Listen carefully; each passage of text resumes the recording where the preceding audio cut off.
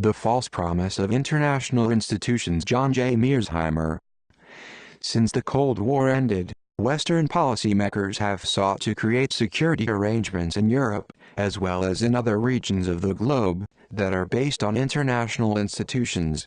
In doing so, they explicitly reject balance of power politics as an organizing concept for the post-Cold War world.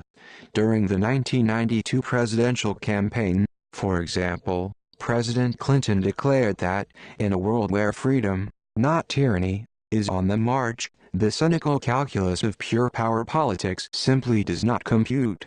It is ill-suited to a new era. Before taking office, Anthony Lake, the president's national security advisor, criticized the Bush administration for viewing the world through a classic balance of power prism, whereas he and Mr. Clinton took a more neo-Wilsonian view. This approach to international politics rests on the belief that institutions are a key means of promoting world peace. In particular, Western policymakers claimed that the institutions that served the West well before the Soviet Union collapsed must be reshaped to encompass Eastern Europe as well. There is no reason, according to Secretary of State Warren Christopher, why our institutions or our aspirations should stop at the old frontiers of the Cold War. For the institutions he has in mind include the European Community (EC), the North Atlantic Treaty Organization (NATO), the Conference on Security and Cooperation in Europe (CSCE), and the Western European Union (WEU). No single institution is expected to play a dominating role in Europe, however. Instead, the aim is to create a framework of complementary, mutually reinforcing institutions. 5. We can promote more durable European security, Christopher claims, through interlocking structures, each with complementary roles and strengths. 6. No other region of the world has institutions as extensive and as well developed as those in Europe. Consequently, Western policymakers trumpet the importance of creating webs of overlapping institutions outside of Europe.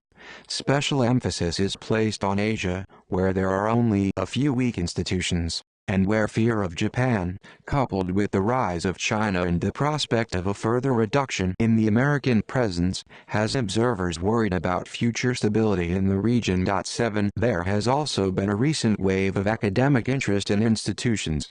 Academic institutionalists, not surprisingly, consider institutions to be a powerful force for stability. 8. Robert Keohane, for example, declares that avoiding military conflict in Europe after the Cold War depends greatly on whether the next decade is characterized by a continuous pattern of institutionalized cooperation.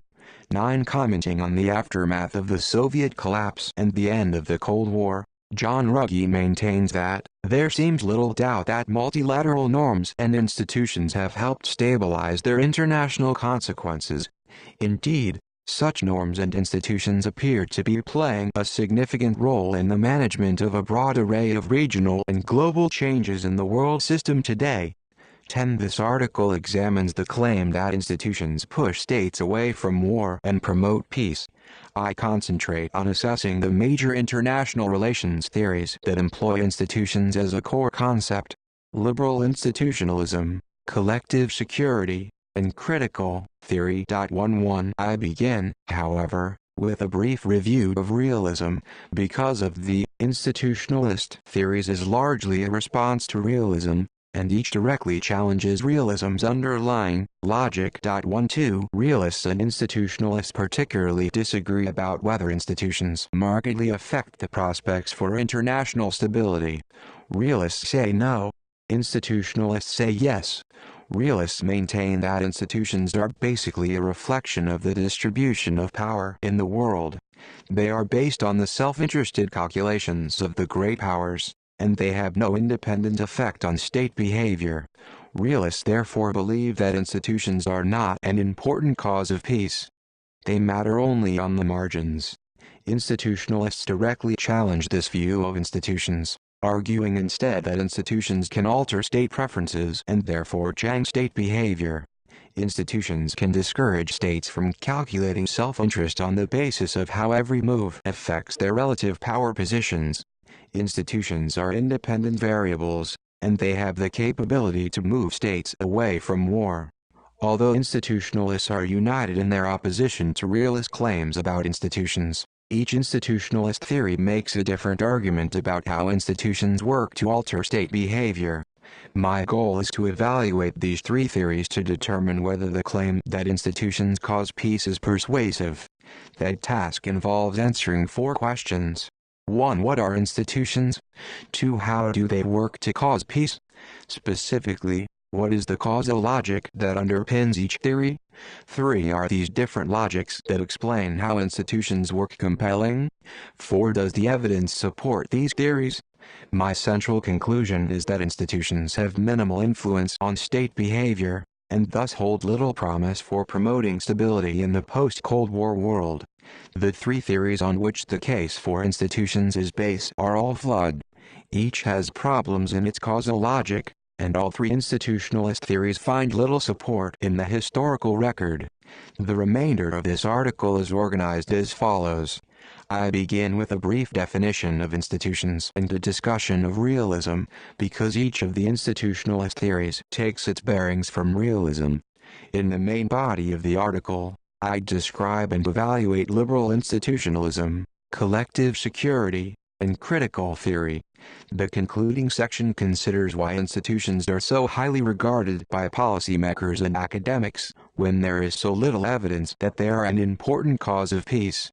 What are institutions? There is no widely agreed upon definition of institutions in the international relations literature. 13. The concept is sometimes defined so broadly as to encompass all of international relations, which gives it little analytical bite. 14. For example, defining institutions as recognized patterns of behavior or practice around which expectations converge allows the concept to cover almost every regularized pattern of activity between states, from war to tariff bindings negotiated under the General Agreement on Tariffs and Trade (GATT), thus rendering it largely meaningless. 15. Still, it is possible to devise a useful definition that is consistent with how most institutionalist scholars employ the concept. I define institutions as a set of rules that stipulate the ways in which states should cooperate and compete with each other. 16. They prescribe acceptable forms of state behavior, and proscribe unacceptable kinds of behavior. These rules are negotiated by states, and according to many prominent theorists, they entail the mutual acceptance of higher norms, which are standards of behavior defined in terms of rights and obligations. 17. These rules are typically formalized in international agreements, and are usually embodied in organizations with their own personnel and budgets. 18. Although rules are usually incorporated into a formal international organization, it is not the organization per se that compels states to obey the rules. Institutions are not a form of world government. States themselves must choose to obey the rules they created. Institutions, in short, call for the decentralized cooperation of individual sovereign states, without any effective mechanism of command. 19. To answer the three remaining questions about how institutions do or do not work, we must examine the different institutionalist theories separately. However, a brief discussion of realism is in order first. Realism. Realism paints a rather grim picture of world politics. 20. The international system is portrayed as a brutal arena where states look for opportunities to take advantage of each other, and therefore have little reason to trust each other. 21. Daily life is still a struggle for power, where each state strives not only to be the most powerful actor in the system, but also to ensure that no other state achieves that lofty position.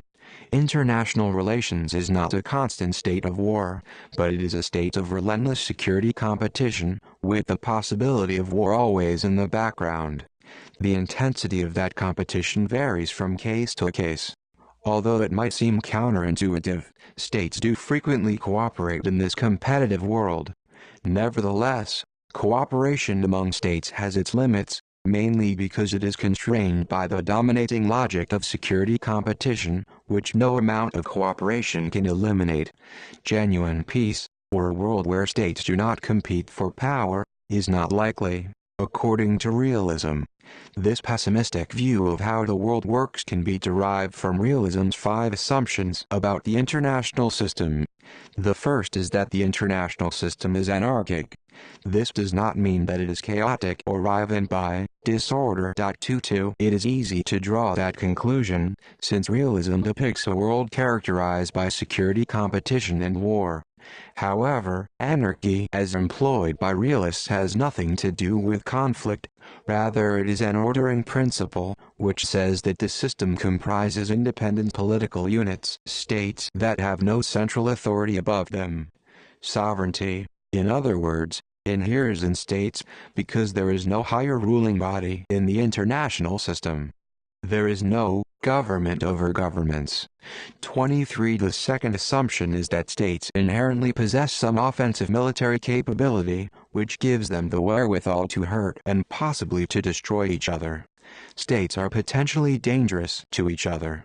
A state's military power is usually identified with a particular weaponry at its disposal, although even if there were no weapons, the individuals of a state could still use their feet and hands to attack the population of another state.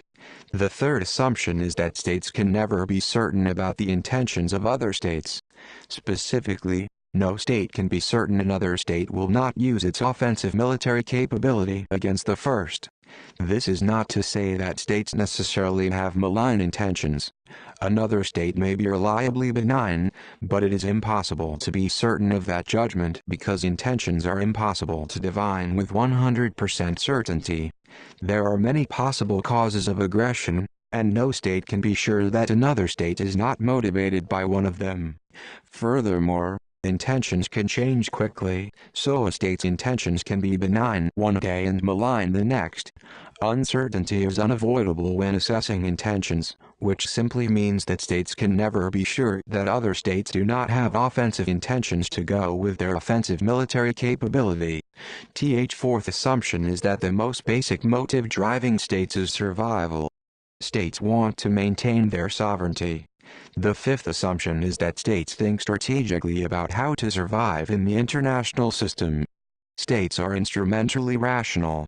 Nevertheless, they may miscalculate from time to time because they operate in a world of imperfect information, where potential adversaries have incentives to misrepresent their own strength or weakness and to conceal their true aims. None of these assumptions alone mandates that states will behave competitively. In fact, the fundamental assumption dealing with motives says that states merely aim to survive, which is a defensive goal. 24. When taken together, however, these 5 assumptions can create incentives for states to think and sometimes to behave aggressively. Specifically, 3 main patterns of behavior result. First, states in the international system fear each other. They regard each other with suspicion, and they worry that war might be in the offing. They anticipate danger. There is little room for trust among states.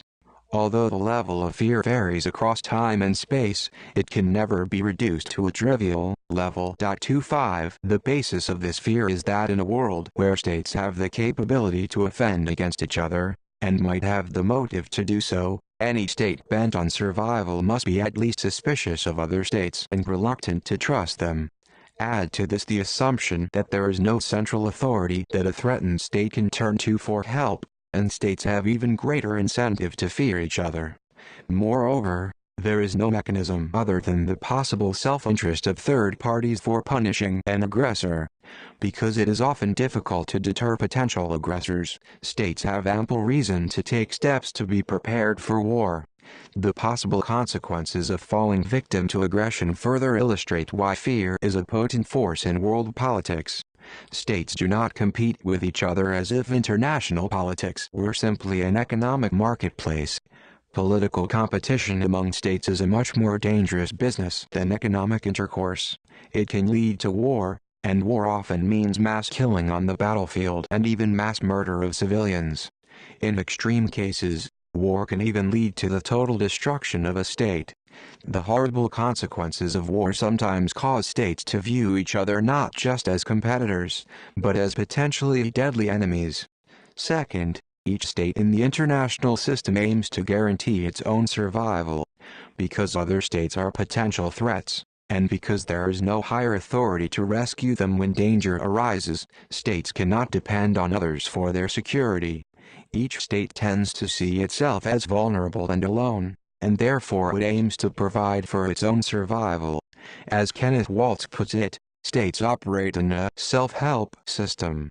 This emphasis on self-help does not preclude states from forming alliances. 26 But alliances are only temporary marriages of convenience, where today's alliance partner might be tomorrow's enemy, and today's enemy might be tomorrow's alliance partner.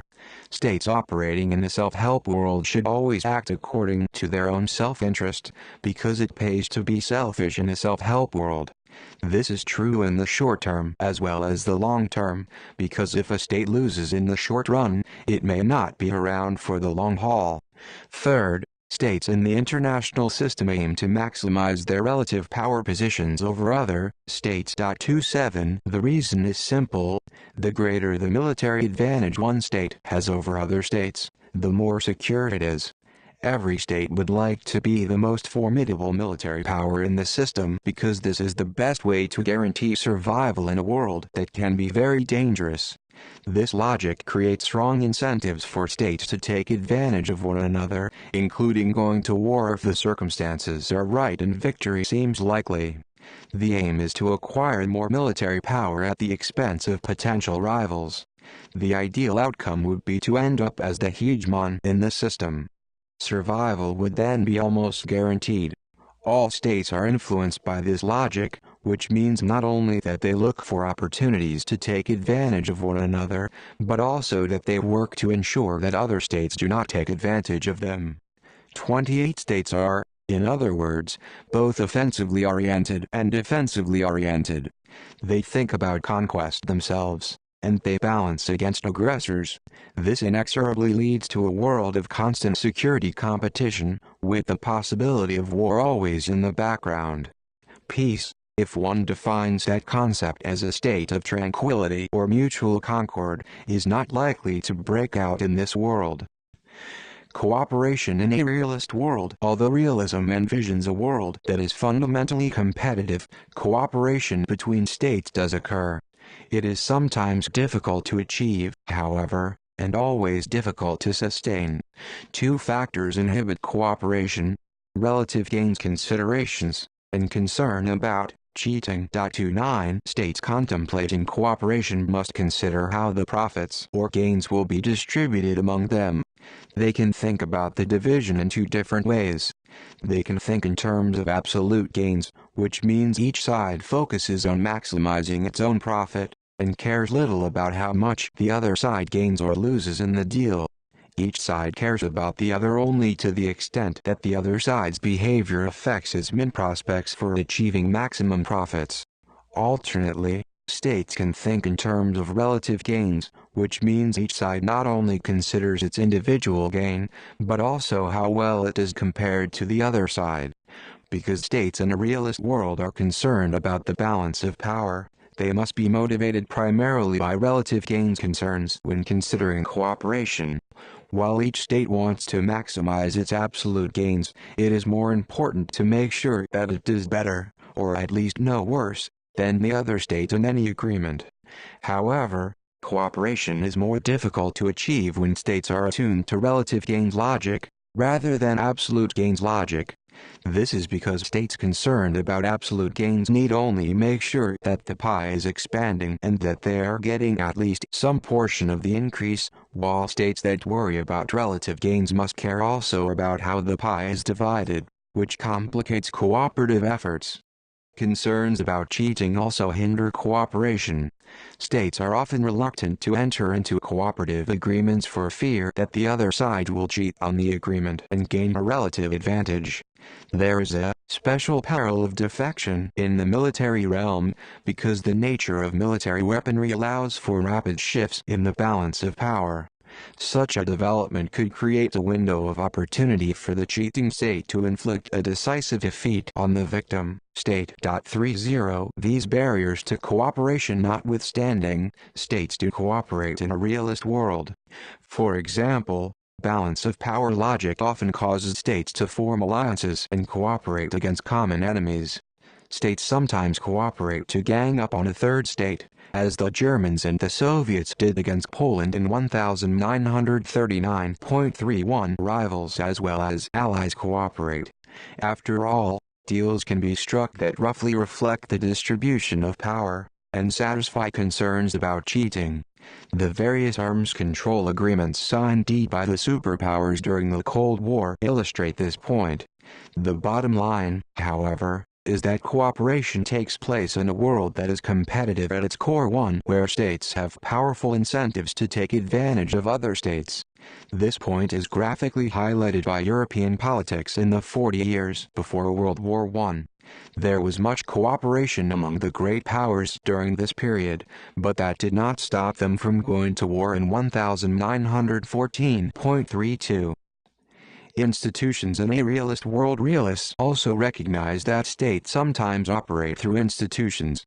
However, they believe that those rules reflect state calculations of self-interest based primarily on the international distribution of power.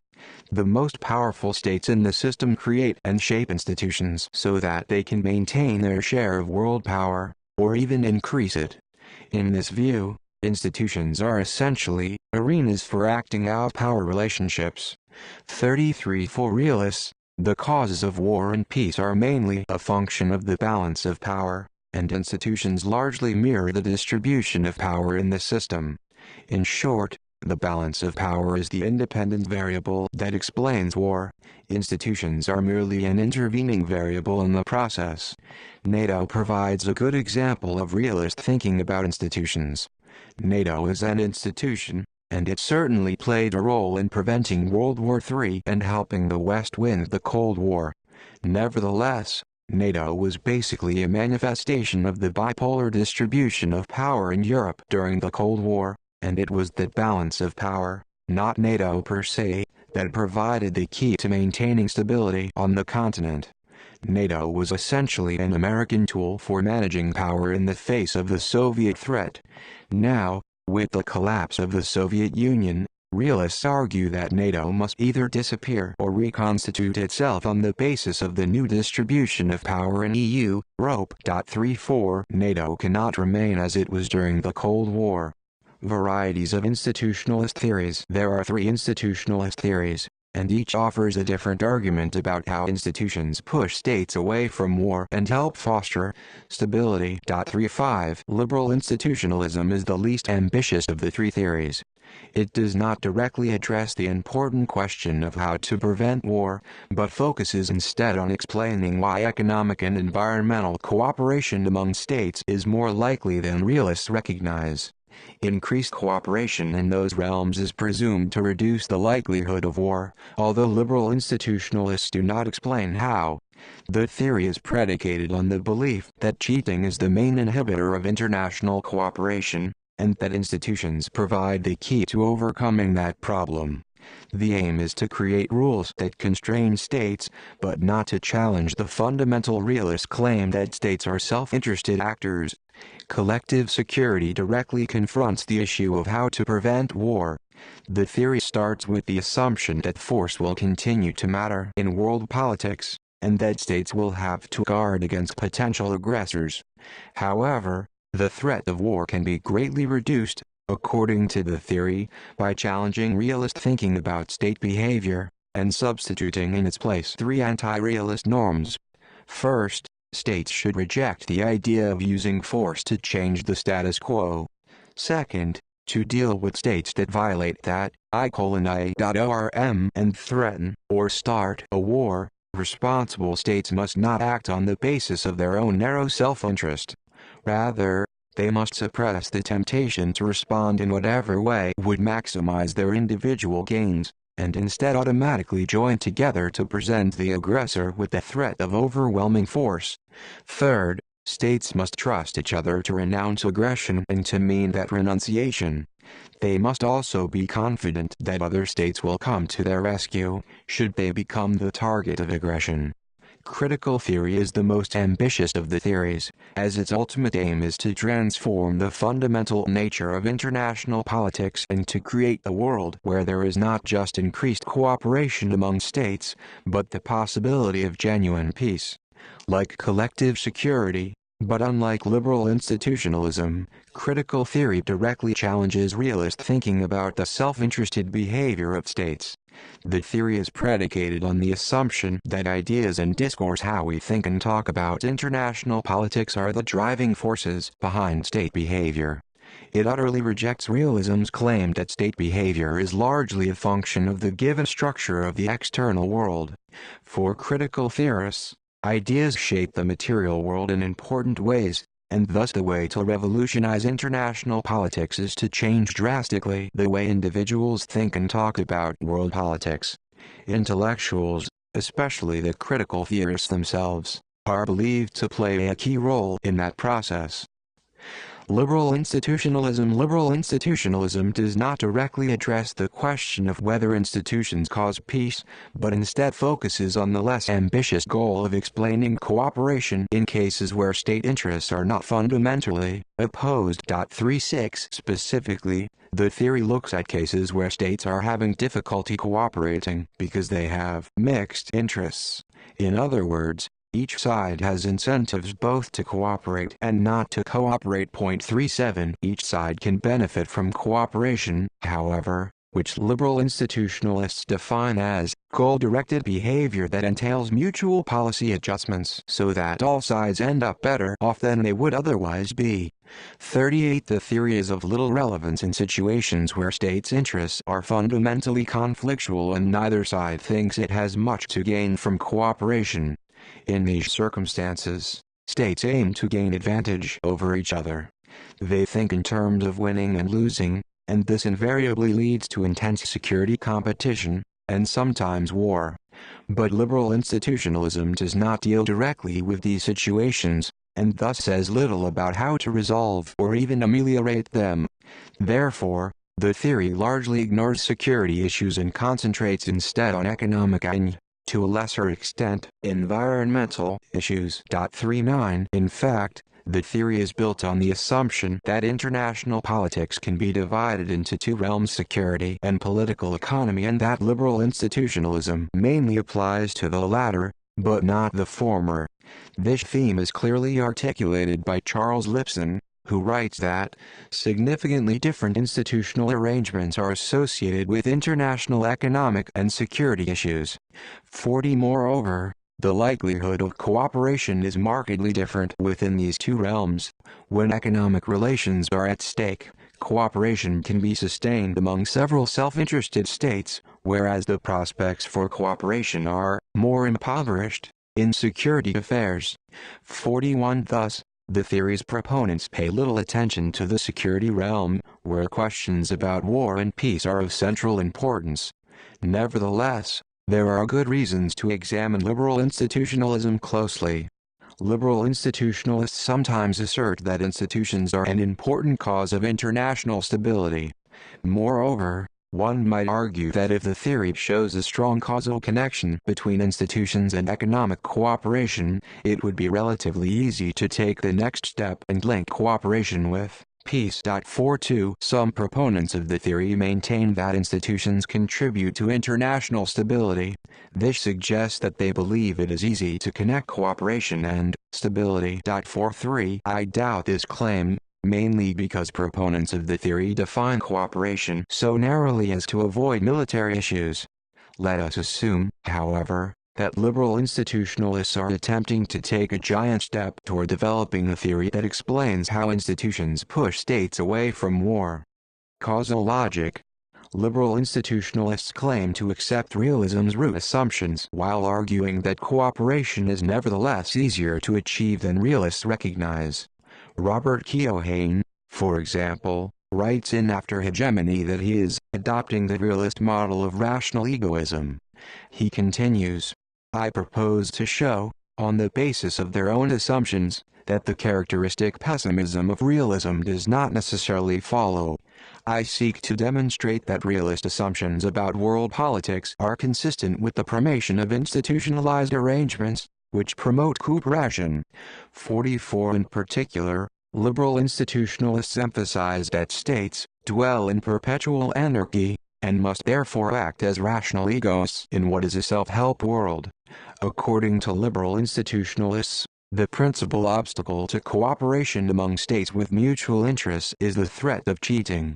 46. The famous prisoner's dilemma, which is the analytical centerpiece of most of the liberal institutionalist literature, captures the essence of the problem that states must solve to achieve coopera. 47. Each of two states can either cheat or cooperate with the other. Each side wants to maximize its own gain, but does not care about the size of the other side's gain. Each side cares about the other side only so far as the other side's chosen strategy affects its own prospects for maximizing gain. The most attractive strategy for each state is to cheat and hope the other state pursues a cooperative strategy. In other words, a state's ideal outcome is to sucker the other side into thinking it is going to cooperate, and then cheat. But both sides understand this logic, and therefore both sides will try to cheat the other. Consequently, both sides will end up worse off than if they had cooperated, since mutual cheating leads to the worst possible outcome. Even though mutual cooperation is not as attractive as suckering the other side, it is certainly better than the outcome when both sides cheat. The key to solving this dilemma is for each side to convince the other that they have a collective interest in making what appear to be short-term sacrifices, the gain that might result from successful cheating, for the sake of long-term benefits, the substantial payoff from mutual long-term cooperation. This means convincing states to accept the second-best outcome, which is mutual collaboration. The principal obstacle to reaching this cooperative outcome will be fear of getting suckered, should the other side cheat. This, in a nutshell, is the problem that institutions must solve. To deal with this problem of political market failure, institutions must deter cheaters and protect victims. 48. 3 messages must be sent to potential cheaters. You will be caught, you will be punished immediately, and you will jeopardize future cooperative efforts. Potential victims, on the other hand, need early warning of cheating to avoid serious injury, and need the means to punish cheaters.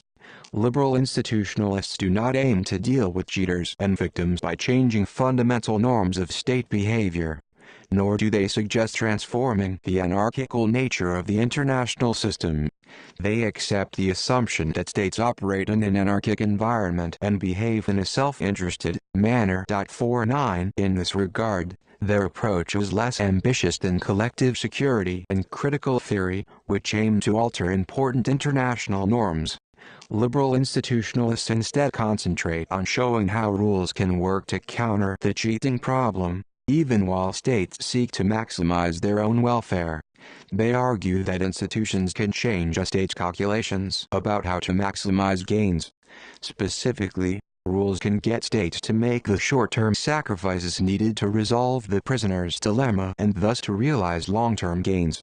Institutions, in short, can produce cooperation. Rules can ideally be employed to make 4 major changes in the contractual environment. Degrees 5. First, rules can increase the number of transactions between particular states over time. 51. This institutionalized iteration discourages cheating in 3 ways. It raises the cost of cheating by creating the prospect of future gains through cooperation, thereby invoking the shadow of the future to deter cheating today. A state caught cheating would jeopardize its prospects of benefiting from future cooperation, since the victim would probably retaliate. In addition, iteration gives the victim the opportunity to pay back the cheater. It allows for reciprocation, the tit-for-tat strategy, which works to punish cheaters and not allow them to get away with their transgression. Finally, it rewards states that develop a reputation for faithful adherence to agreements, and punishes states that acquire a reputation for cheating. 52. Second, rules can tie together interactions between states in different issue areas. Issue linkage aims to create greater interdependence between states, who will then be reluctant to cheat in one issue area for fear that the victim and perhaps other states as well will retaliate in another issue area. It discourages cheating in much the same way as iteration. It raises the cost of cheating and provides a way for the victim to retaliate against the cheater. Third, a structure of rules can increase the amount of information available to participants in cooperative agreements so that close monitoring is possible. Raising the level of information discourages cheating in two ways. It increases the likelihood that cheaters will be caught, and more importantly, it provides victims with early warning of cheating, thereby enabling them to take protective measures before they are badly hurt. Fourth, rules can reduce the transaction costs of individual agreements. 53 When institutions perform the tasks described above, states can devote less effort to negotiating and monitoring cooperative agreements, and to hedging against possible defections.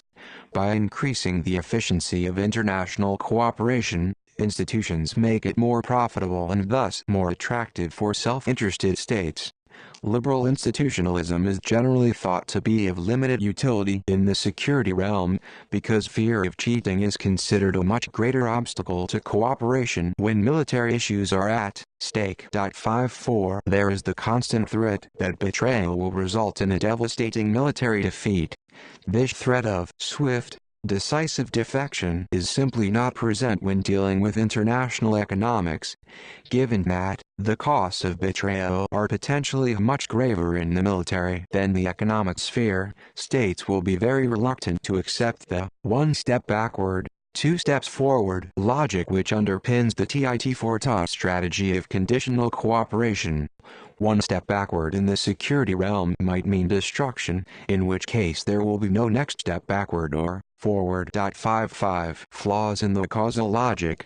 There is an important theoretical failing in the liberal institutionalist logic, even as it applies to economic issues. The theory is correct as far as it goes. Cheating can be a serious barrier to cooperation. It ignores, however, the other major obstacle to cooperation: relative gains concerns. As Joseph Grieco has shown, liberal institutionalists assume that states are not concerned about relative gains, but focus exclusively on absolute gains. 56 Keohane acknowledged this problem in 1993. Grieco has made a significant contribution by focusing attention on the issue of relative gains, a subject that has been underemphasized, especially by liberal or neoliberal commentators on the world economy. 57 This oversight is revealed by the assumed order of preference in the prisoner's dilemma game. Each state cares about how its opponent's strategy will affect its own absolute gains, but not about how much one side gains relative to the other. In other words, each side simply wants to get the best deal for itself, and does not pay attention to how well the other side fares in the process. 58 Nevertheless, liberal institutionalists cannot ignore relative gains considerations, because they assume that states are self-interested actors in an anarchic system, and they recognize that military power matters to states. A theory that explicitly accepts realism's core assumptions and liberal institutionalism does that must confront the issue of relative gains if it hopes to develop a sound explanation for why states cooperate. One might expect liberal institutionalists to offer the counter-argument that relative gains logic applies only to the security realm, while absolute gains logic applies to the economic realm. Given that they are mainly concerned with explaining economic and environmental cooperation, leaving relative gains concerns out of the theory does not matter. There are two problems with this argument. First, if cheating were the only significant obstacle to cooperation, liberal institutionalists could argue that their theory applies to the economic, but not the military realm. In fact, they do make that argument. However, once relative gains considerations are factored into the equation, it becomes impossible to maintain the neat dividing line between economic and military issues, mainly because military might is significantly dependent on economic might. The relative size of a state's economy has profound consequences for its standing in the international balance of military power. Therefore, relative gains concerns must be taken into account for security reasons when looking at the economic as well as military domain.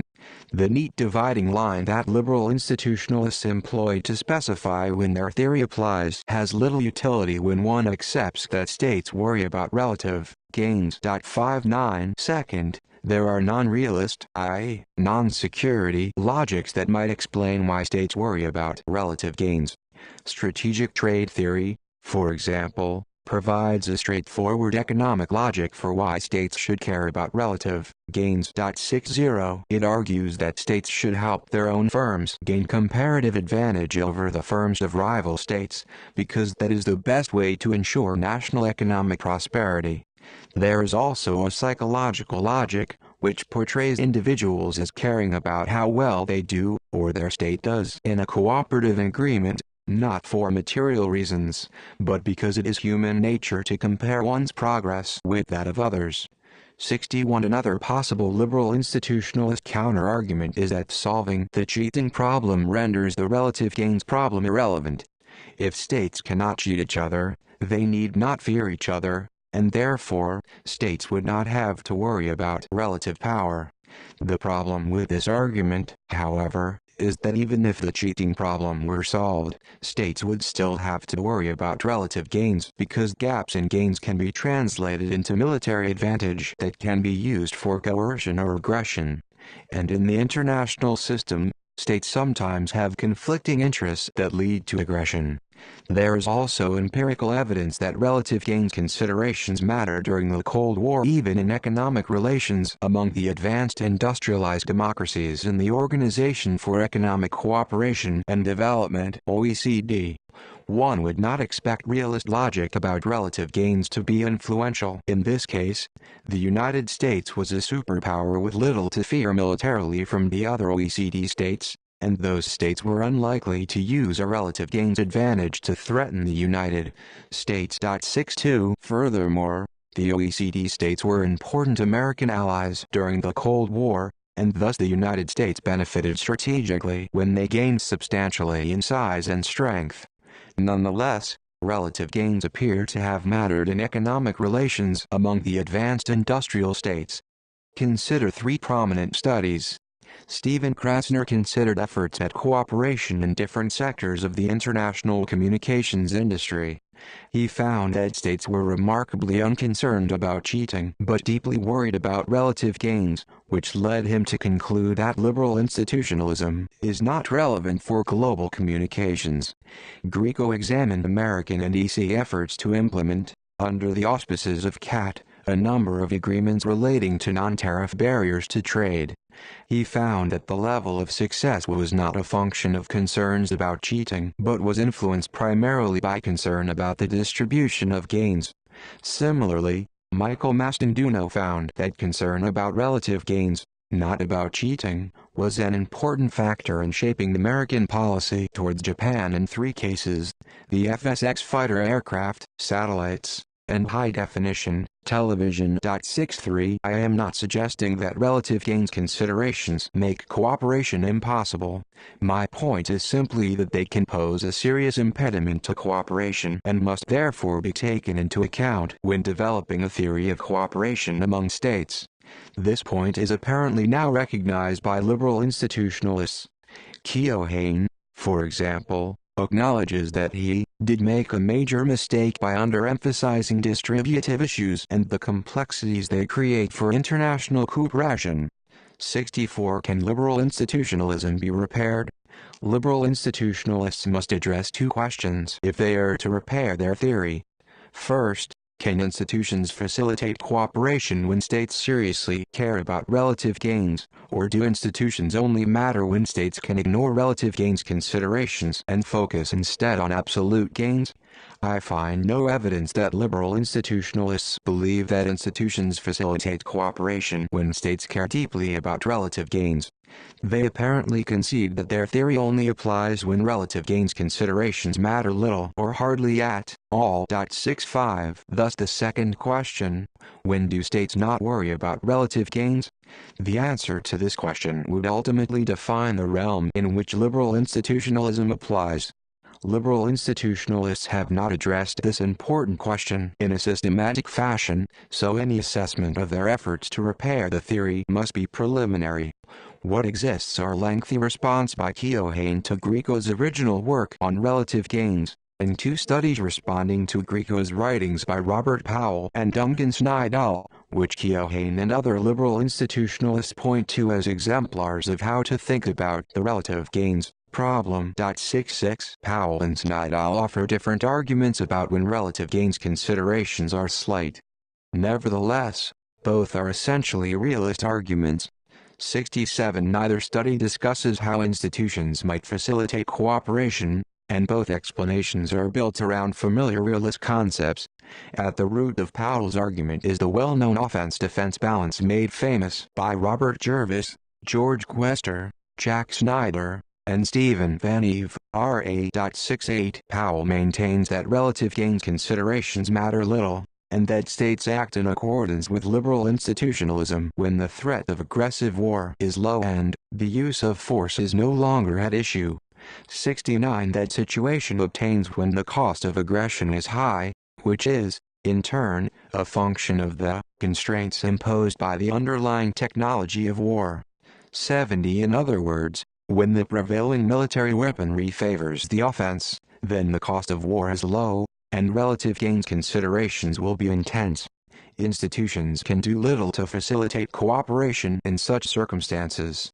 However, when defensive technology dominates, the cost of initiating aggression is high and the relative gains problem is subdued, which allows institutions to cause cooperation. Snydall maintains that relative gains concerns might not matter much to states even if they face a serious threat of war. The root concept in his argument is the distribution of power in the international system. 71 Specifically, he maintains that in a multipolar system where more than a small number of states have roughly equal power, states will not worry much about relative gains. Increasing the number of states in the system decreases concern for relative gains. The reason is that more actors enhance the possibilities of protecting oneself through forming coalitions, and, generally, the less well-united one's potential enemies, the safer one is. 72 However, he concedes that the relative gains hypothesis has important consequences for two-actor situations and, where there are small numbers or important asymmetries among larger numbers, it may modify conclusions obtained from the absolute gains model. 73 I draw three conclusions from this discussion of the liberal institutionalists' efforts to deal with the relative gains problem. First, even if one accepts Powell and Snydall's arguments about when states largely ignore relative gains concerns, those conditions are rather uncommon in the real world. Powell would look for a world where defensive military technologies dominate. However, it is very difficult to distinguish between offensive and defensive weapons, and Powell provides no help on this point. 74 Nuclear weapons are an exception. They are defensive weapons in situations of mutual assured destruction. 75 Still, the presence of massive numbers of nuclear weapons in the arsenals of the superpowers during the Cold War did not stop them from engaging in an intense security competition where relative gains considerations mattered greatly.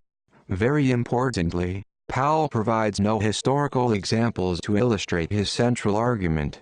Snydall would look for a multipolar world with large numbers of roughly equal-sized great powers. However, historically we find multipolar systems with small numbers of great powers, usually 5 or 6, and very often significant power asymmetries within them.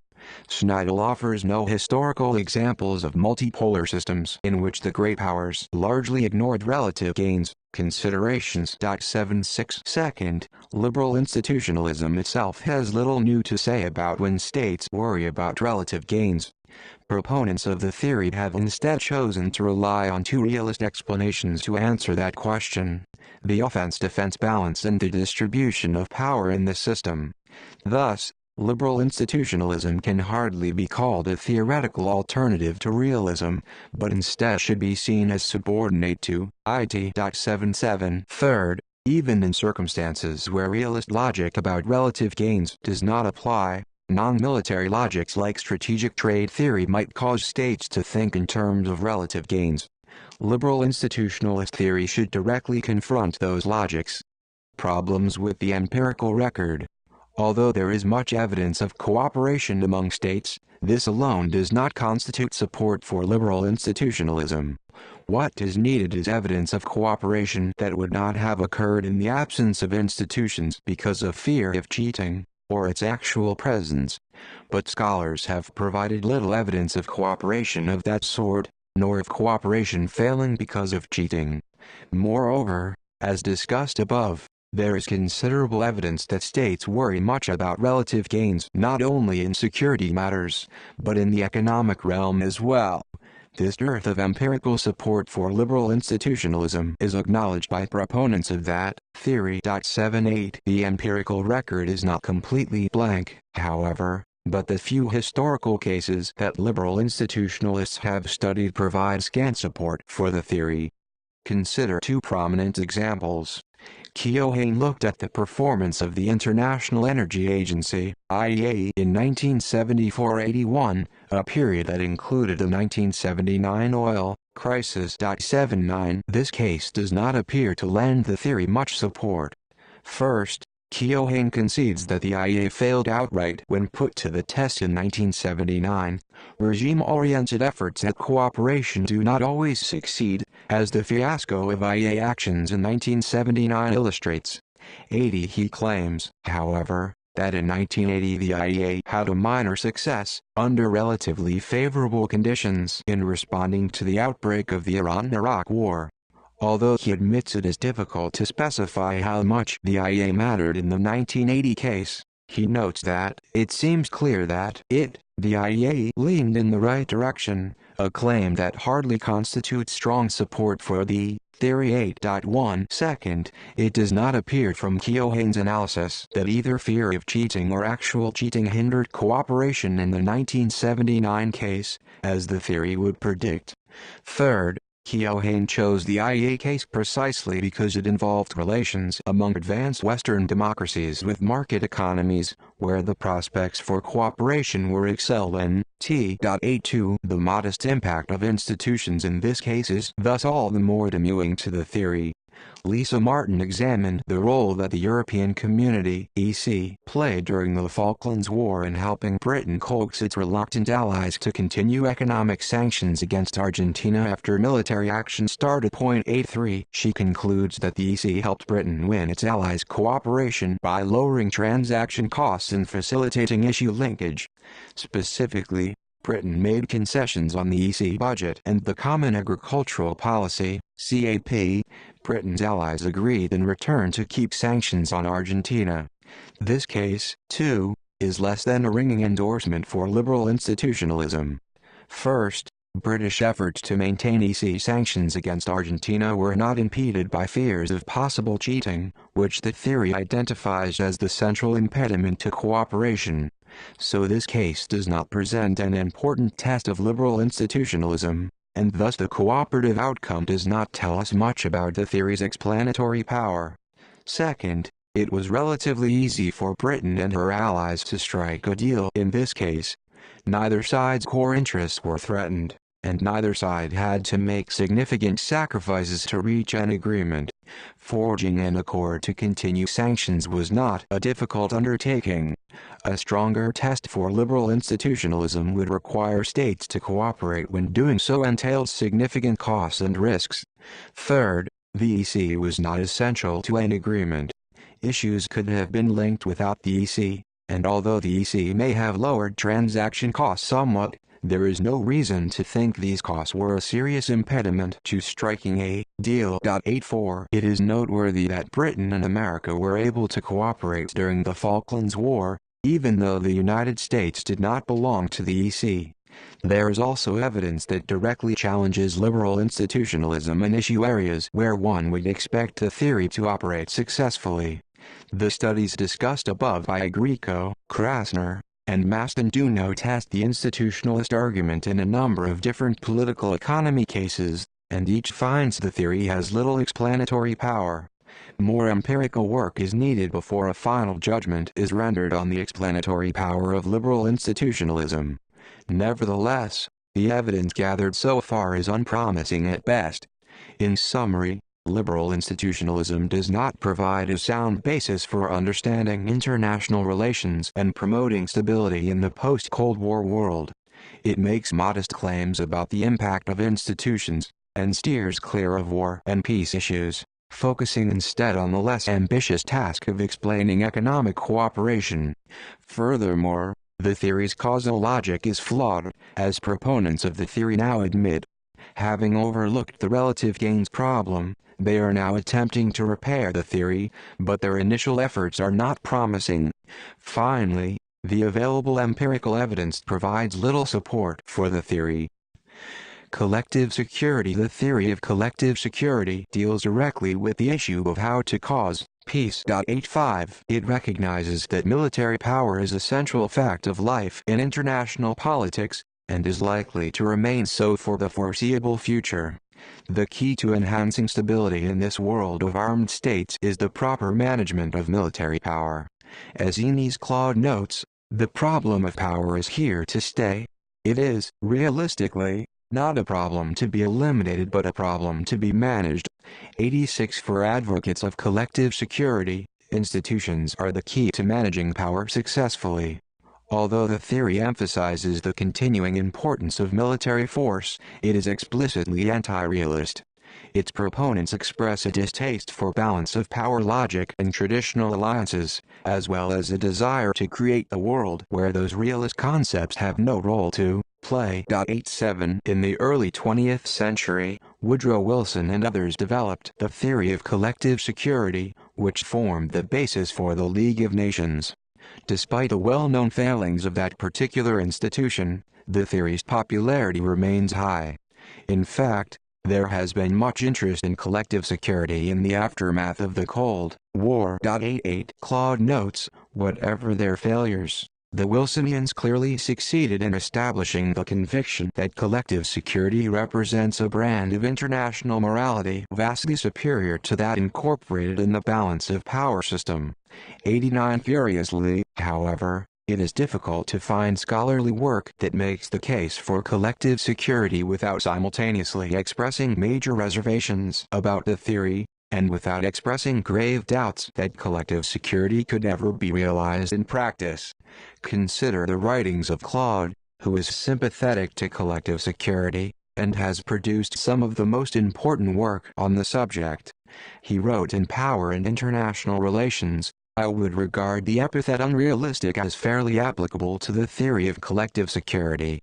In Swords into Plowshares, he maintained that for men involved in establishing a collective security system, their devotion to the ideal has been more a manifestation of their yearning for peace and order as an end than as an expression of conviction that the theory of collective security provides a workable and acceptable means to that end.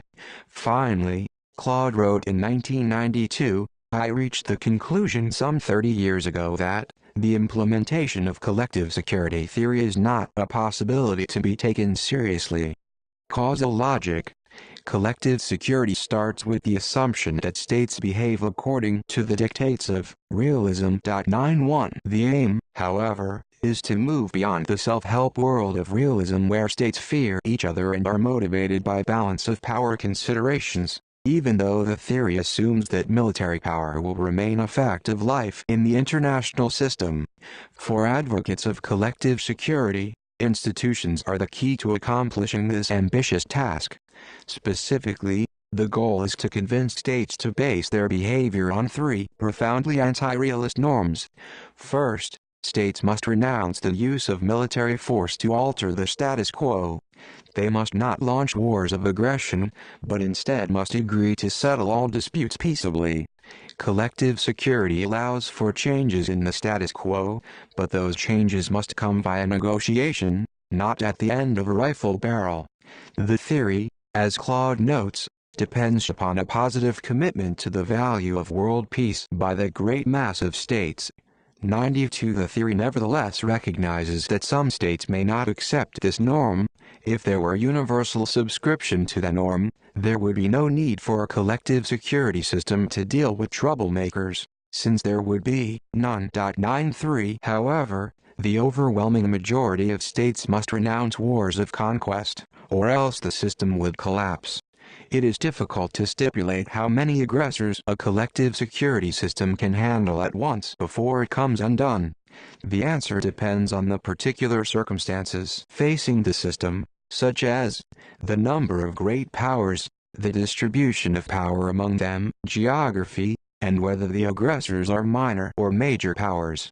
The upper limit for aggressive major powers is probably 2 at any one time, but even then, the system is likely to have difficulty dealing with them. Some collective security systems might even have trouble fighting 2 minor powers at the same time, since minor powers today are often well armed. Fighting simultaneous wars against Iraq and North Korea, for example, would be a very demanding task, although the great powers would view them. Ideally, a collective security system would confront only one aggressor at a time, and not too often at that. Claude sums up the matter nicely. Collective security assumes the lonely aggressor, the violator of the world's peace, may be allowed an accomplice or 2, but in principle the evildoer is supposed to find himself virtually isolated in confrontation with the massive forces of the international posse comitatus. 94 Second, responsible states must not think in terms of narrow self-interest when they act against lonely aggressors, but must instead choose to equate their national interest with the broader interests of the international community. Specifically, states must believe that their national interest is inextricably bound up with the national interest of other states, so that an attack on any state is considered an attack on every state. 95 Thus when a troublemaker appears in the system, all of the responsible states must automatically and collectively confront the aggressor with overwhelming military power.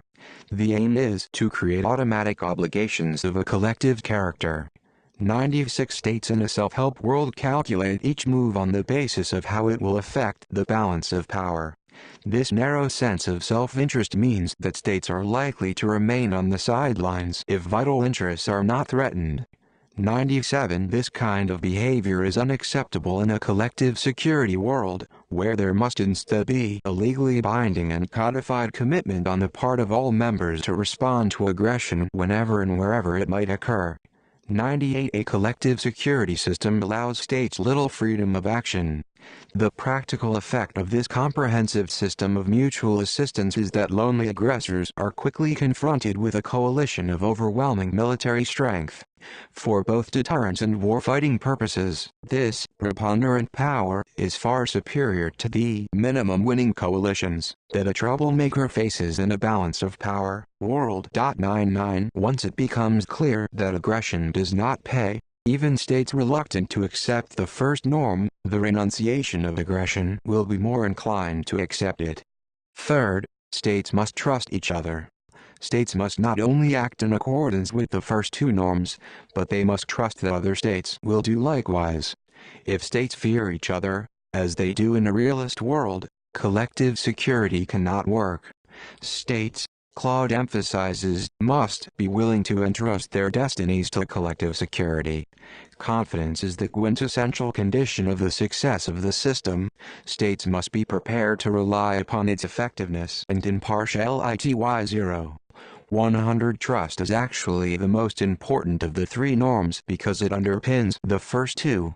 Specifically, states must be very confident that almost all the other states in the system will sincerely renounce aggression, and will not change their minds at a later date. States also have to be confident that when an aggressor targets them, none of the other responsible states will get cold feet and fail to confront the troublemaker. This element of certainty is of great importance in a collective security system because if it fails to work, at least some of those states that have ignored the balance of power and eschewed alliances are going to be vulnerable to attack. This discussion of trust raises an additional point about the problems a collective security system faces when it confronts multiple aggressors. The previous discussion focused mainly on the logistical difficulties of dealing with more than one troublemaker. However, the presence of multiple aggressors also raises the question of whether most states in the system are deeply committed to peace, and therefore, whether it makes sense to trust collective security. The more troublemakers there are in the system, the more doubts responsible states are likely to have about their investment in collective security. This same logic applies to suggestions that collective security can get by without requiring that all states join the system. Some argue that one or more states can remain on the sidelines, provided the member states can still confront any troublemakers with overwhelming military force. 101 Although these free riders are assumed to be non-aggressors, there is no guarantee that they will not later turn to conquest, in which case their free ride might have allowed them to improve significantly their relative power position. This free rider problem, like the multiple aggressor problem, is likely to undermine the responsible state's trust in collective security and thus to cause its failure. Flaws in the causal logic. There are two major flaws in collective security theory, and both concern the all-important component of trust. Collective security is an incomplete theory because it does not provide a satisfactory explanation for how states overcome their fears and learn to trust one another. Realists maintain that states fear one another because they operate in an anarchic world, have offensive military capabilities, and can never be certain about other states' intentions.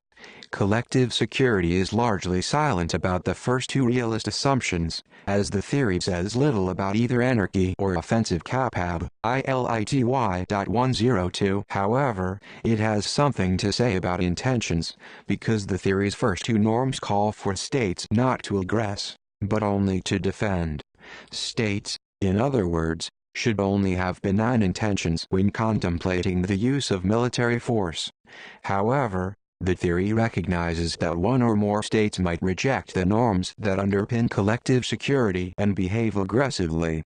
The very purpose of a collective security system, after all, is to deal with states that have aggressive intentions. In effect, collective security admits that no state can ever be completely certain about another state's intentions, which brings us back to a realist world where states have little choice but to fear each other. There is a second reason why states are not likely to place their trust in a collective security system. It has a set of demanding requirements, I count 9, that are likely to thwart efforts to confront an aggressor with preponderant power. Collective security, as Claude notes, assumes the satisfaction of an extraordinarily complex network of requirements. 103 First, for collective security to work, states must be able to distinguish clearly between aggressor and victim, and then move against the aggressor. However, it is sometimes difficult in a crisis to determine who is the troublemaker and who is the victim. 104 Debates still rage about which European great power, if any, bears responsibility for starting World War I. Similar disputes have followed most other wars. Second, the theory assumes that all aggression is wrong, but there are occasionally cases where conquest is probably warranted.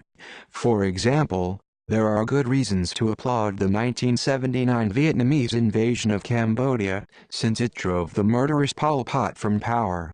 Third, some states are especially friendly for historical or ideological reasons. Should a state with close friends be labeled an aggressor in a collective security system, its friends are probably going to be reluctant to join the coalition against it.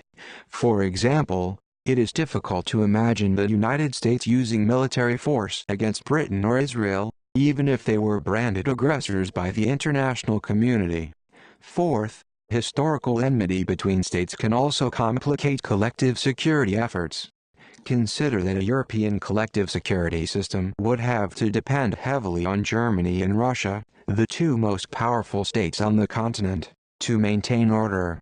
However, the idea of Germany, which wrought murder and destruction across Europe in 1939–45, and Russia, which was the core of the Soviet Empire, maintaining order in Europe is sure to meet significant resistance from other European states. Fifth, even if states agree to act automatically and collectively to meet aggression, there would surely be difficulty determining how to distribute the burden. States will have strong incentives to pass the buck and get other states to pay the heavy price of confronting an aggressor. 105 During World War I, for example, Britain, France, and Russia each tried to get its allies to pay the blood price of defeating Germany on the battlefield. 106 Rampant buck-passing might undermine efforts to produce the preponderant military power necessary to make collective security work. Sixth, it is difficult to guarantee a rapid response to aggression in a collective security system. Planning beforehand is problematic because it is impossible to know what the alignment of states will be if there is an armed conflict. 107 There are also significant coordination problems associated with assembling a large coalition of states to fight a war. Rapid response becomes even more problematic if the responsible states must deal with more than one aggressor. It took more than 6 months for the United States to put together a coalition to liberate Kuwait from Saddam Hussein. As impressive as the American effort was, threatened states are not likely to have much faith in a security system that tells them help is likely to come, but will only arrive months after they have been conquered. Seventh, states are likely to be reluctant to join a collective security effort because the system effectively transforms every local conflict into an international conflict. States that see conflict around the globe will surely be tempted to cordon off the troubled area and prevent further escalation, as the West has done in the former Yugoslavia. 108 Collective security, however, calls for escalation, even though it is intended for peaceful purposes. Eighth, the notion that states must automatically respond to aggression impinges in fundamental ways on state sovereignty, and will therefore be difficult to sell. States, especially democracies, are likely to guard jealously their freedom to debate whether or not to fight an aggressor. War is a deadly business, especially if great powers are involved, and few countries want to commit themselves in advance to paying a huge blood price when their own self-interests are not directly involved.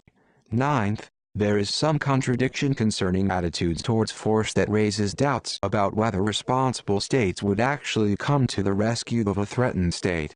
Collective security theory is predicated on the belief that war is a truly horrible enterprise, and therefore states should renounce aggression. At the same time, the theory mandates that states must be ready and willing to use force to thwart troublemakers. However, responsible states find war so repellent that they would renounce it. This raises doubts about their willingness to go to war to stop aggression. Indeed, most advocates of collective security prefer creative diplomacy and economic sanctions to military force when dealing with an aggressor. State. 109 In some states have abundant reasons to doubt that collective security will work as advertised. When the chips are down and aggression seems likely. Should it fail, potential victims are likely to be in deep trouble if they have ignored balance of power considerations and placed their faith in collective security. Recognizing this, states are not likely to place their fate in the hands of other states, but will prefer instead the realist logic of self-help. Problems with the empirical record. The historical record provides little support for collective security, a point acknowledged by the theory's proponents. The great powers have seriously considered implementing collective security 3 times in this century, after both World Wars, and after the Cold War. The League of Nations, which was established after World War I, was a serious attempt to make collective security work. 110 It had some minor successes during the 1920s. For example, League mediation resolved the islands dispute between Finland and Sweden in 1920, and pressure from the League forced Greek, Italian, and Yugoslav troops out of Albania 1 year later. The League was much less successful in handling several other conflicts during the 1920s, however, it did not prevent or stop the Greco-Turkish War of 1920-22, or the Russo-Polish War of 1920. And France refused to allow the League to consider its occupation of the Ruhr in January 1923, going so far as to threaten withdrawal from the League if it intervened in the crisis. The League had a mixed record during the 1920s, even though that decade was relatively pacific, and no great power was then bent on aggression. The international system became increasingly unstable during the 1930s, and the League was seriously tested on 6 occasions: 1. The Japanese invasion of Manchuria in 1931, 2. The Jaca War of 1932–35, 3. Japan's 1937 invasion of China, 4. Italy's aggression against Ethiopia in 1935, 5. The German occupation of the Rhineland in March 1936, and 6. The Soviet invasion of Finland in 1939. The League failed each test, and was effectively useless by the late 1930s, when the great powers were making the critical decisions that led to World War I. The United Nations was established in the waning days of World War II to provide collective security around the globe. However, the Soviet-American competition followed on the heels of that war, and the United Nations was therefore never seriously tested as a collective security apparatus. During the Cold War. 111 Since the Cold War ended, there has been much talk in the West about building a collective security system. 112 The success of the American-led coalition that pushed Iraq out of Kuwait led some experts to conclude that the UN might finally be ready to operate as a collective security institution.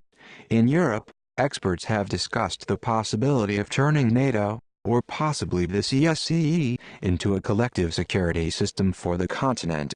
It is too early for conclusive judgments as to whether any of these ideas about collective security will be realized. However, almost all the evidence to date points to failure. Iraq was an unusual case, and no effort is underway to reform the UN so that it can perform true collective security missions. 113 Moreover, the failure of the United States and its European allies either to prevent or to stop the wars in the former Yugoslavia, coupled with NATO's January 1994 decision not to expand its membership eastward, does not bode well for establishing a collective security system in post-Cold War EU. Rope. 114 Fallback positions. Given the limits of collective security, some of its proponents argue that two less ambitious forms of the theory might be realizable: peacekeeping in concerts. Although they are portrayed as the budget version of collective security, some experts think that peacekeeping in concerts might still be a powerful force for international stability. 115 Peacekeeping, as William Dork notes, evolved as an alternative to the collective security that the UN was designed to provide but could not. 116 However, peacekeeping is not a watered-down version of collective security. It is, instead, a much less ambitious alternative strategy for promoting stability. Peacekeeping entails third-party intervention in minor power civil wars or disputes between minor powers, for the purpose of either preventing war from breaking out or stopping it once it has begun. This intervention can only be accomplished with the consent of the disputants, and third parties cannot use force to affect the behavior of the parties in dispute. Peacekeeping operations must be expressly non-threatening and impartial. 117 In essence, peacekeeping is mainly useful for helping implement ceasefires in wars involving minor powers. However, the UN's record in performing even that quite limited task is at best mixed. Peacekeeping has no role to play in disputes between great powers. Moreover, it forbids the use of coercion, which is essential to a collective security system. Its mission is a far cry from the ambitious goals of collective security. Peacekeeping by the UN or by regional organizations like the Organization of African Unity (OAU) can enhance the prospects for world peace only on the margins. 118 Concerts are sometimes described as an attenuated form of collective security, or a reasonable hybrid version of collective security. 119 Charles and Clifford Kupchan maintain that collective security organizations can take many different institutional forms along a continuum ranging from ideal collective security to concerts. 120 However, the claim that concerts are a less ambitious version of collective security is incorrect. 121 Concerts essentially reflect the balance of power, and are thus largely consistent with realism, whereas collective security, as explained above, is a fundamentally anti-realist theory. Concerts and collective security systems, therefore, reflect different and ultimately incompatible logics. As Quincy Wright reminds us, The fundamental assumptions of the two systems are different.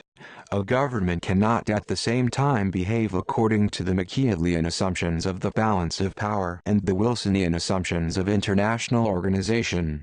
122. A concert is an arrangement in which great powers that have no incentive to challenge each other militarily agree on a set of rules to coordinate their actions with each other, as well as with the minor powers in the system, often in the establishment of spheres of influence. A concert is a great power condominium that reflects the underlying balance of power among its members.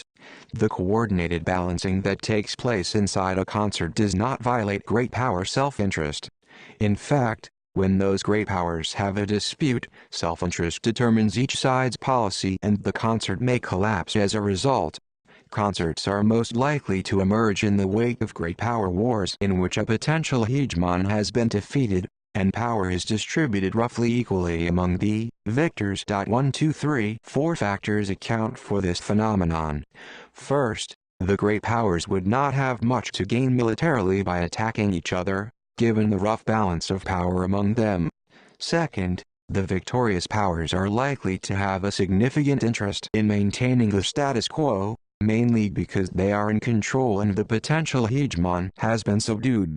Third, hegemonic wars are very costly, so the great powers are likely to be war-weary, and deeply interested in avoiding another costly war.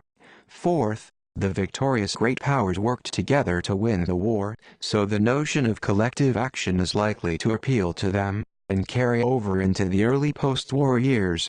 Concerts usually last only a few years. The balance of power changes. Defeated powers rise from the ashes. Victorious powers squabble among themselves, especially about how to deal with minor powers. States become less sensitive to the costs of war as time passes. The Concert of Europe, which was established after Napoleonic France had finally been subdued, is the only case of a successful concert. 124. Not surprisingly, it is sometimes held up as a model for the post-Cold War world. The concert worked fairly well from 1815 to 1823, although the great powers did occasionally clash over their dealings with minor powers. After 1823, however, the concert was unable to function effectively as a coordinating device for the great powers. The concert existed in an abortive form, until its final collapse as the Crimean War began in 1854.125. During its heyday, the Concert of Europe reflected the balance of power. States were not compelled to behave in ways that weakened their relative power position. Maintaining a balance of power, as Richard Betts notes, remained an important object of the 19th century concert regime. 126. In sum, the theory of collective security directly addresses the issue of how to push states away from war and promote peace, and it recognizes that military power plays a central role in international politics. But the theory has several important flaws. It is built on the foundational norm that states should trust each other, but it does not satisfactorily explain how this is possible in an anarchic world where states have military power and uncertain intentions. Furthermore, the historical record provides little support for the theory. The single case of an operative collective security system was the League of Nations, and it was a spectacular failure. Although peacekeeping and concerts are sometimes described as limited but promising versions of collective security, they are of marginal value in promoting peace. Moreover, both peacekeeping and concerts work according to different logics than collective security. In fact, concerts, like alliances, basically reflect the balance of power, and are thus consistent with a realist view of institutions. Critical theory. Critical theorists 127 directly address the question of how to bring about peace, and they make bold claims about the prospects for changing state behavior. 128. Specifically, they aim to transform the international system into a world society where states are guided by norms of trust and sharing. Their goal is to relegate security competition and war to the scrap heap of history, and create instead a genuine peace system. 129. Critical theorists take ideas very seriously. In fact, They believe that discourse, or how we think and talk about the world, largely shapes practice. Roughly put, ideas are the driving force of history. Furthermore, they recognize that realism has long been the dominant theory of international politics, and therefore, according to their account of reality, has had substantial influence on state behavior. But critical theorists intend to change that situation by challenging realism and undermining it. Richard Ashley graphically describes their intentions. Let us then play havoc with neorealist concepts and claims. Let us neither admire nor ignore the array of errors, but let us instead fracture the orbs, crack them open, crack them and see what possibilities they have enclosed. And then, when we are done, let us not cast away the residue. Let us instead sweep it into a jar, shine up the glass, and place it high on the bookshelf with other specimens of past mistakes. 130 With realism shattered, the way would presumably be open to a more peaceful world. Critical theory is well suited for challenging realism because critical theory is, by its very nature, concerned with criticizing hegemonic ideas like realism, not laying out alternative futures. The central aim is to seek out the contradictions within the existing order, since it is from these contradictions that change could emerge. 131 It is called critical theory for good reason. Very significantly, however, critical theory per se has little to say about the future shape of international politics. In fact, critical theory emphasizes that it is impossible to predict the future. 132 Robert Cox explains this point. Critical awareness of potentiality for change must be distinguished from utopian planning, i.e., the laying out of the design of a future society that is to be the end goal of change. Critical understanding focuses on the process of change rather than on its ends. It concentrates on the possibilities of launching a social movement rather than on what that movement might achieve. 133 Nevertheless, international relations scholars who use critical theory to challenge and subvert realism certainly expect to create a more harmonious and peaceful international system. But the theory itself says little about either the desirability or feasibility of achieving that particular end. Causal logic. Institutions are at the core of critical theory, as its central aim is to alter the constitutive and regulative norms of the international system so that states stop thinking and acting according to realism.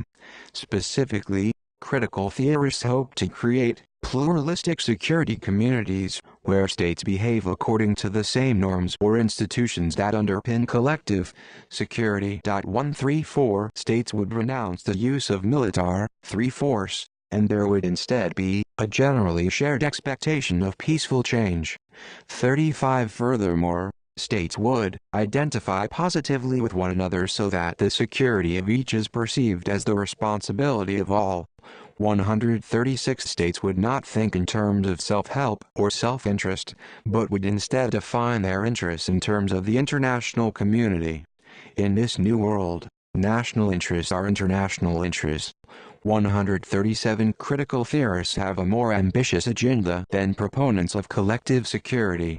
Critical theorists aim to create a world in which all states consider war an unacceptable practice, and are not likely to change their minds about the matter. There do not appear to be any troublemaker states in a pluralistic security community, as there might be in a collective security system. In fact, military power seems to be largely irrelevant in the critical theorists' post-dualist world, which has the earmarks of a true peace system. 138 For critical theorists, the key to achieving a postmodern international system is to alter state identity radically, or more specifically, to transform how states think, about themselves and their relationship with other states. 139 In the jargon of the theory, intersubjective understandings and expectations matter greatly. 140 In practice, this means that states must stop thinking of themselves as solitary egoists, and instead develop a powerful communitarian ethos. 141 Critical theorists aim to create an international system characterized not by anarchy, but by community. States must stop thinking of themselves as separate and exclusive, i.e., sovereign actors, and instead see themselves as mutually conditioned parts of a larger, whole. 142 States, or more precisely, their inhabitants and leaders, should be made to care about concepts like rectitude, rights, and obligations. In short, they should have a powerful sense of responsibility to the broader international community. A realist might argue that this goal is desirable in principle, but not realizable in practice, because the structure of the international system forces states to behave as egoists. Anarchy, offensive capabilities, and uncertain intentions combine to leave states with little choice but to compete aggressively with each other. For realists, trying to infuse states with communitarian norms is a hopeless cause. Critical theory, however, directly challenges the realist claim that structural factors are the main determinants of state behavior. In contrast to realism, critical theory assumes that ideas and discourse are the driving forces that shape the world, although it recognizes that structural factors have some, albeit minor, influence. 143 How individuals think about and talk about the world matters greatly for determining how states act in the international system. Ideas matter so much, according to critical theorists, because the world is socially constructed by individual human beings whose behavior is mediated by their thoughts. These thoughts, in turn, are shared by the members of a larger culture. Individuals bear responsibility for shaping the world they inhabit. The world around them is not a given that forces itself upon them.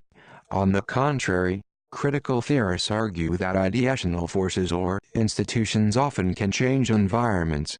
144 Marcus Fisher sums up this crucial point.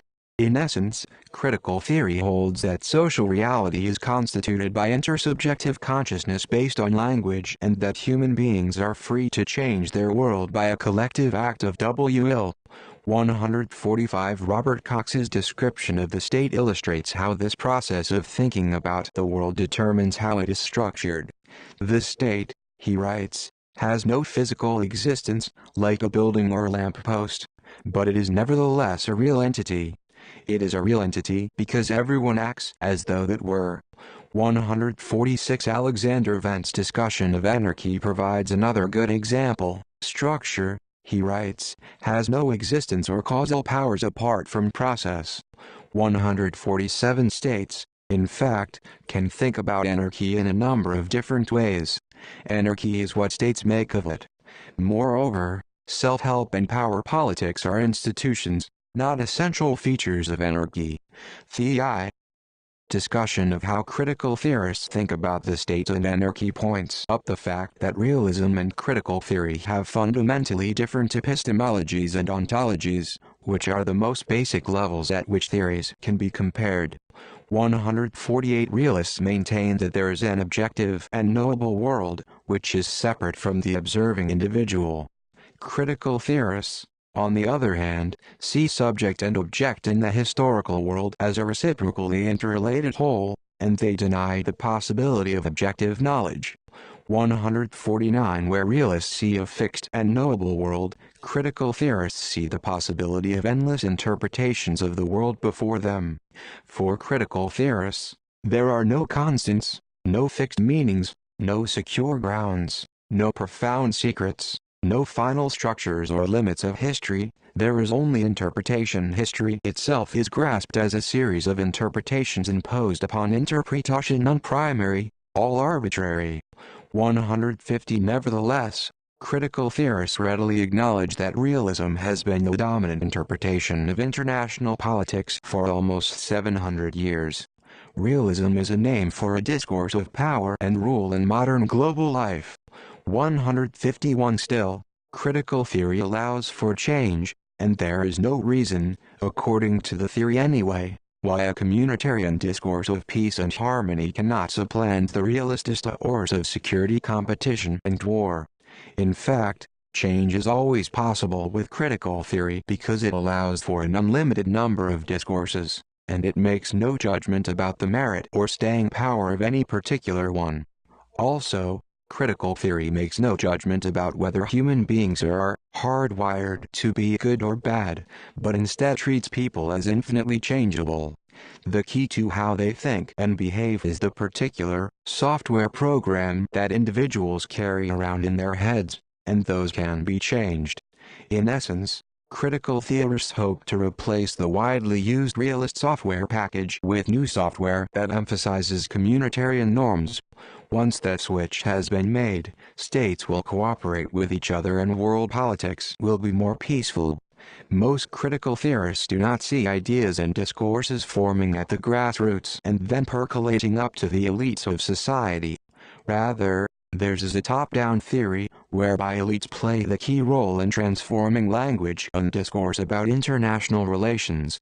Experts, especially scholars, determine the flow of ideas about world politics.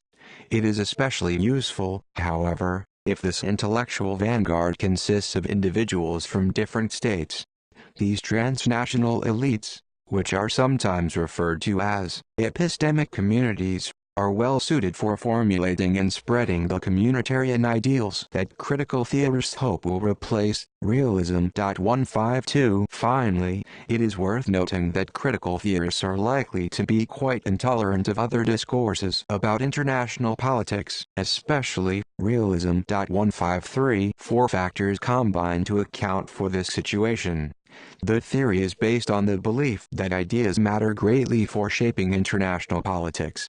Also, it recognizes that particular theories triumph in the marketplace of ideas, and the result is hegemonic discourse. Moreover, although the theory itself does not distinguish between good and bad ideas, critical theorists themselves certainly make that distinction. Furthermore, critical theorists have no historical guarantee that hegemonic discourse will move toward ideas about world politics that they consider sound. Realism, for example, has been the dominant discourse in the international arena for many centuries. Therefore, it makes sense for critical theorists to try to eliminate ideas they do not like, thus maximizing the prospects that their favored discourse will triumph. Realist thinking, in this view, is not only dangerous, but is the main obstacle critical theorists face in their effort to establish a new and more peaceful hegemonic discourse. 154 FLAWS in the causal logic. The main goal of critical theorists is to change state behavior in fundamental ways, to move beyond a world of security competition and war and establish a pluralistic security community. However, their explanation of how change occurs is at best incomplete, and at worst, internally contradictory. 155 Critical theory maintains that state behavior changes when discourse changes. But that argument leaves open the obvious and crucially important question: what determines why some discourses become dominant and others lose out in the marketplace of ideas? What is the mechanism that governs the rise and fall of discourses? This general question, in turn, leads to three more specific questions. 1. Why has realism been the hegemonic discourse in world politics for so long? 2. Why is the time ripe for its unseating? 3. Why is realism likely to be replaced by a more peaceful communitarian discourse? Critical theory provides few insights on why discourses rise and fall. Thomas Riskappen writes, research on epistemic communities of knowledge-based transnational networks has failed so far to specify the conditions under which specific ideas are affected and influence policies, while others fall by the wayside. 156 Not surprisingly, critical theorists say little about why realism has been the dominant discourse, and why its foundations are now so shaky. They certainly do not offer a well-defined argument that deals with this important issue. Therefore, it is difficult to judge the fate of realism through the lens of critical theory. Nevertheless, critical theorists occasionally point to particular factors that might lead to changes in international relations discourse. In such cases, however, they usually end up arguing that changes in the material world drive changes in discourse. For example, when Ashley makes surmises about the future of realism, he claims that a crucial issue is whether or not changing historical conditions have disabled long-standing realist rituals of power. Specifically, He asks whether developments in late capitalist society, like the fiscal crisis of the state, and the internationalization of capital, coupled with the presence of vastly destructive and highly automated nuclear arsenals, has deprived statesmen of the latitude for competent performance of realist rituals of power. 157. Similarly, Cox argues that fundamental change occurs when there is a disjuncture between the stock of ideas people have about the nature of the world and the practical problems that challenge them. He then writes, "Some of us think the erstwhile dominant mental construct of neorealism is inadequate to confront the challenges of global politics today." 158. It would be understandable if realists made such arguments, since they believe there is an objective reality that largely determines which discourse will be dominant. Critical theorists, however, emphasize that the world is socially constructed, and not shaped in fundamental ways by objective factors. Anarchy, after all, is what we make of it. Yet when critical theorists attempt to explain why realism may be losing its hegemonic position, they too point to objective factors as the ultimate cause of change. Discourse, so it appears, turns out not to be determinative, but mainly a reflection of developments in the objective world. In short, it seems that when critical theorists who study international politics offer glimpses of their thinking about the causes of change in the real world, they make arguments that directly contradict their own theory, but which appear to be compatible with the theory they are challenging. 159. There is another problem with the application of critical theory to international relations. Although critical theorists hope to replace realism with a discourse that emphasizes harmony and peace, critical theory per se emphasizes that it is impossible to know the future.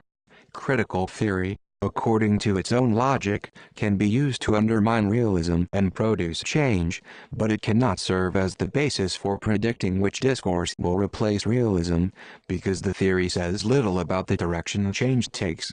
In fact, Cox argues that although utopian expectations may be an element in stimulating people to act, such expectations are almost never realized in practice. Thus, in a sense, the communitarian discourse championed by critical theorists is wishful thinking, not an outcome linked to the theory itself. Indeed, critical theory cannot guarantee that the new discourse will not be more malignant than the discourse it replaces. Nothing in the theory guarantees, for example, that a fascist discourse far more violent than realism will not emerge as the new hegemonic discourse. Problems with the empirical record. Critical theorists have offered little empirical support for their theory. 161. It is still possible to sketch the broad outlines of their account of the past. They appear to concede that realism was the dominant discourse from about the start of the late medieval period in 1300 to at least 1989, and that states and other political entities behaved according to realist dictates during these 7 centuries. However, some critical theorists suggest that both the discourse and practice of international politics during the preceding 5 centuries of the feudal era or central medieval period, 800–1300, was not dominated by realism and, therefore, cannot be explained by it. 162. They believe that European political units of the feudal era did not think and therefore did not act in the exclusive and selfish manner assumed by realism, but instead adopted a more communitarian discourse, which guided their actions. Power politics, so the argument goes, had little relevance in these 500 years. Furthermore, most critical theorists see the end of the Cold War as an important watershed in world politics. A few go so far as to argue that the revolutions of 1989 transformed the international system by changing the rules governing superpower conflict and, thereby, the norms underpinning the international system. 163. Realism, they claim, is no longer the hegemonic discourse. The end of the Cold War undermined neorealist theory. 164. Other critical theorists are more tentative in their judgment about whether the end of the Cold War has led to a fundamental transformation of international politics. 165. For these more cautious critical theorists, The revolutions of 1989 have created opportunities for change, but that change has not yet been realized. 3 points are in order regarding the critical theorist's interpretation of history. First, one cannot help but be struck by the sheer continuity of realist behavior in the critical theorist's own account of the past. 7 centuries of security competition and war represents an impressive span of time, especially when you consider the tremendous political and economic changes that have taken place across the world during that lengthy period. Realism is obviously a human software package with deep-seated appeal, although critical theorists do not explain its attraction. Second, a close look at the international politics of the feudal era reveals scant support for the claims of critical theorists. Marcus Fisher has done a detailed study of that period, and he finds that feudal discourse was indeed distinct, prescribing unity, functional cooperation, sharing, and lawfulness. 166. More importantly, however, he also finds that while feudal actors observed these norms for the most part on the level of form, they in essence behaved like modem states.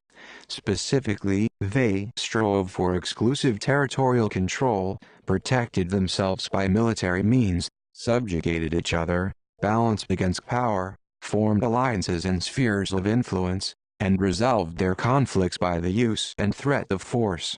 167. Realism, not critical theory, appears best to explain international politics in the 5 centuries of the feudal era. Third, there are good reasons to doubt that the demise of the Cold War means that the millennium is here. It is true that the great powers have been rather tame in their behavior towards each other over the past 5 years. But that is usually the case after great power wars. Moreover, although the Cold War ended in 1989, the Cold War order that it spawned is taking much longer to collapse, which makes it difficult to determine what kind of order or disorder will replace it. For example, Russian troops remained in Germany until mid-1994, seriously impinging on German sovereignty, and the United States still maintains a substantial military presence in Germany. 5 years is much too short a period to determine whether international relations has been fundamentally transformed by the end of the Cold War, especially given that the old order of realist discourse has been in place for at least 12 centuries. A close look at the sources of this purported revolutionary change in world politics provides further cause for skepticism. For critical theorists, the Cold War was fundamentally a discursive, not a material, structure. 168. Thus, if the United States and the Soviet Union had decided earlier in the Cold War that they were no longer enemies, it would have been over sooner. 169. Mikhail Gorbachev, critical theorists argue, played a central role in ending the Cold War. He challenged traditional Soviet thinking about national security, and championed ideas about international security that sounded like they had been scripted by critical theorists. 170. In fact, critical theorists argue that Gorbachev's new thinking was shaped by a transnational liberal internationalist community, epistemic community comprising the U.S. arms control community, Western European scholars and center-left policymakers, as well as Soviet institutions. 171. These new ideas led Gorbachev to end the Soviet Union's imperial relationship with Eastern Europe, which led to a fundamental change in the norms of bloc politics and thereby the rules governing superpower relations. 172. In essence, the changed practices of one of the major actors had system-wide repercussions. 173. Both superpowers repudiated the notion of international relations as a self-help system and transcended the consequences of anarchy as depicted by realism. 174. Gorbachev surely played the key role in ending the Cold War, but there are good reasons to doubt that his actions fundamentally transformed international politics. His decision to shut down the Soviet Empire in Eastern Europe can very well be explained by realism. By the mid-1980s, The Soviet Union was suffering an economic and political crisis at home that made the cost of empire prohibitive, especially since nuclear weapons provided the Soviets with a cheap and effective means of defense. Many empires collapsed and many states broke apart before 1989, and many of them sought to give to dire necessity the appearance of virtue. But the basic nature of international politics remained unchanged. It is not clear why the collapse of the Soviet Union is a special case. Furthermore, now that Gorbachev is out of office and has little political influence in Russia, the Russians have abandoned his new thinking. 175 In fact, they now have an offensively oriented military doctrine that emphasizes first use of nuclear weapons. More importantly, since the end of 1992, the Russians have been acting like a traditional great power toward their neighbors. The former Soviet Union seems to be an arena for power politics, and Boris Yeltsin's Russia appears to be fully engaged in that enterprise. 176 Regarding the more modest claim that the end of the Cold War presents an opportunity to move to a world where states are guided by norms of trust and sharing, perhaps this is true. But since critical theorists acknowledge that their theory cannot predict the future, why should we believe their claim, especially when it means choosing against realism, a theory that has at least 1,200 years of staying power? Critical theorists have ambitious aims. However, critical theory also has important flaws, and therefore it will likely remain in realism's shadow. Specifically, critical theory is concerned with affecting fundamental change in state behavior, but it says little about how it comes about. Critical theorists do occasionally point to particular causes of change, but when they do, they make arguments that are inconsistent with the theory itself. Finally, there is little empirical evidence to support the claims of critical theorists, and much to contradict them. Conclusion: many policymakers as well as academics believe that institutions hold great promise for promoting international peace. This optimistic assessment of institutions is not warranted, however, mainly because the three institutionalist theories which underpin it are flawed. There are serious problems with the causal logic of each theory, and little empirical evidence for any of them. What is most impressive about institutions, in fact, is how little independent effect they seem to have had on state behavior. We have an important paradox here. Although the world does not work the way institutionalist theories say it does or should, those theories remain highly influential in both the academic and policy worlds. Given the limited impact of institutions on state behavior, one would expect considerable skepticism, even cynicism, when institutions are described as a major force for peace. Instead, they are still routinely described in promising terms by scholars and governing elites. It is beyond the scope of this paper to attempt a detailed explanation of this paradox. Nevertheless, I would like to close with some speculative comments about this puzzle, focusing on the American context. The attraction of institutionalist theories for both policymakers and scholars is explained, I believe, not by their intrinsic value, but by their relationship to realism, and especially to core elements of American political ideology. Realism has long been and continues to be an influential theory in the United States. 177 Leading realist thinkers such as George Kennan and Henry Kissinger, for example, occupied key policymaking positions during the Cold War. The impact of realism in the academic world is amply demonstrated in the institutionalist literature, where discussions of realism are pervasive. 178 Yet despite its influence, Americans who think seriously about foreign policy issues tend to dislike realism intensely, mainly because it clashes with their basic values. The theory stands opposed to how most Americans prefer to think about themselves and the wider world. There are four principal reasons why American elites, as well as the American public, tend to regard realism with hostility. First, realism is a pessimistic theory. It depicts a world of stark and harsh competition, and it holds out little promise of making that world more benign. Realists, as Hans Morgenthau wrote, are resigned to the fact that there is no escape from the evil of power, regardless of what one does. 180 Such pessimism, of course, runs up against the deep-seated American belief that with time and effort, reasonable individuals can solve important social problems. Americans regard progress as both desirable and possible in politics, and they are therefore uncomfortable with realism's claim that security competition and war will persist despite our best efforts to eliminate them. 181 Second, realism treats war as an inevitable, and indeed sometimes necessary, form of state activity. For realists, war is an extension of politics by other means. Realists are very cautious in their prescriptions about the use of force.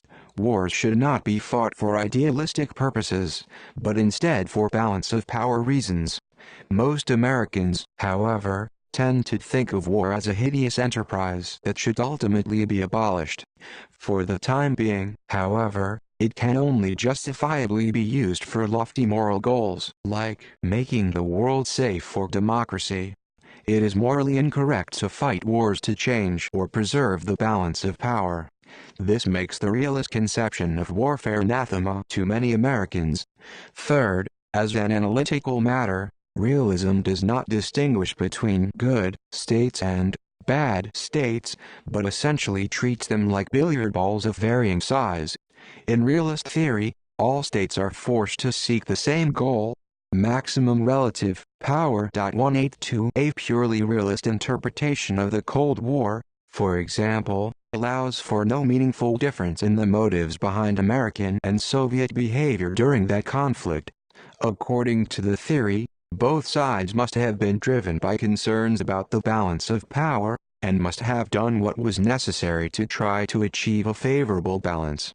Most Americans would recoil at such a description of the Cold War, because they believe the United States was motivated by good intentions while the Soviet Union was not. 183 Fourth, America has a rich history of thumbing its nose at realism.